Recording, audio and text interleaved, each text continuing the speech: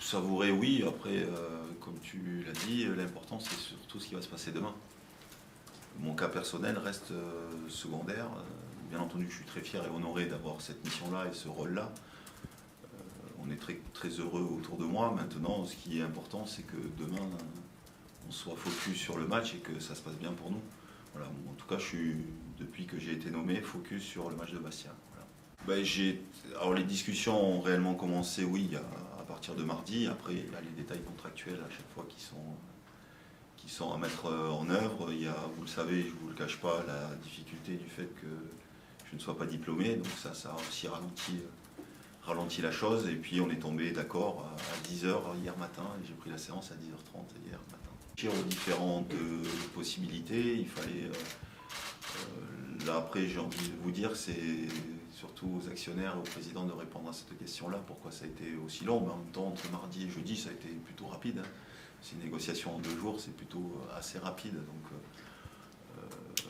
on va pas en parler des heures. Voilà, on est tombé d'accord et ça reste l'essentiel. Projet qui est sur le long terme. Voilà.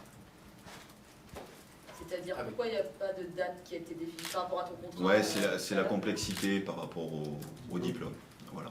Mais en tout cas, c'est un projet qu'on en souhaite dans la durée. Voilà, c'est pas de l'intérim. Ça veut dire que dans les discussions que vous avez eues avec les dirigeants, tu as eu ces garanties-là en vue d'une histoire plutôt à long terme? Tout à fait. Voilà. Donc du coup, les garanties seront liées aux résultats, comme pour tout entraîneur de ce niveau-là. Voilà. Si les résultats sont ultra positifs, la question sera pas posée. Forcément, si les résultats sont décevants, on se reposera la question. Non, l'aboutissement, c'est pas celui-là. J'ai pas d'aboutissement en fait. Mon souhait a toujours été clair, c'est que je voulais avoir un parcours particulier avant d'accéder à ce niveau-là. Voilà, je voulais forcément passer par la formation avant de basculer chez les pros. C'était un souhait très personnel, mais c'était aussi une ambition personnelle de pouvoir basculer chez les pros demain. Aujourd'hui, j'y suis.